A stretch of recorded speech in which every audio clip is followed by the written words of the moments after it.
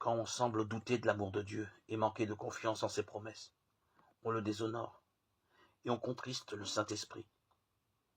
Qu'éprouverait une mère dont les enfants se plaindraient constamment d'elle alors qu'elle ne désire que leur bien et que le but constant de sa vie est de veiller sur leur intérêt et d'assurer leur bonheur. S'il doutait de son amour, cela suffirait pour lui briser le cœur. Que penseraient des parents que leurs enfants traiteraient de cette manière? Que peut penser de nous notre Père Céleste quand nous ne croyons pas à l'amour qu'il a porté à donner son Fils unique afin que nous ayons la vie?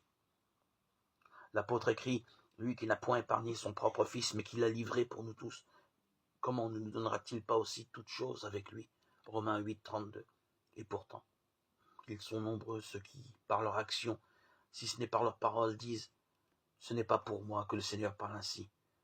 Il aime peut-être telle ou telle personne, mais pas moi. » Tout cela fait du tort à notre âme, car chaque parole de doute que nous proférons donne prise à Satan, fortifiant en nous la tendance au scepticisme. Attriste et éloigne de nous les anges auxquels Dieu a confié notre garde. Quand Satan nous tente, ne laissons pas échapper une seule parole d'incrédulité ou de découragement. Si nous ouvrons la porte de notre cœur à ces suggestions, notre esprit sera bientôt rempli de méfiance et de pensées rebelles.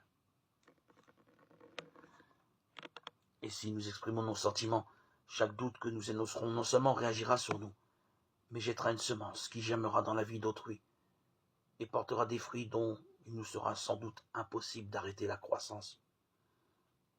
Nous sortirons peut-être victorieux de la tentation et des pièges de Satan, mais d'autres, ébranlés par notre influence, pourront ne jamais être à même d'échapper au scepticisme semé par nous.